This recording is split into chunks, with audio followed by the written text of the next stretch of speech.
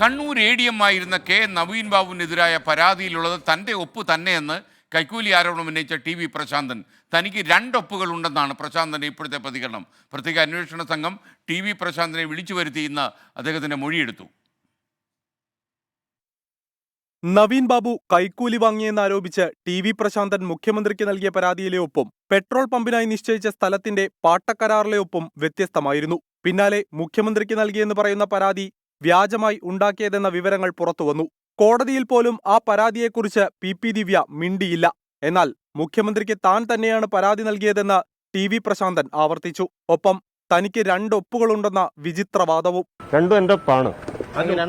രണ്ടൊപ്പുണ്ട്. ഇവിടെ പറയാനില്ല. മതി വിട്ടോളൂ. ഇവിടെ വേറൊന്നും പറയാനില്ല. പ്രത്യേക സംഘം അന്വേഷണം ഏറ്റെടുത്തതിന് ശേഷം ആദ്യമായാണ് TV പ്രശാന്തന്റെ മൊഴി രേഖപ്പെടുത്തുന്നത്.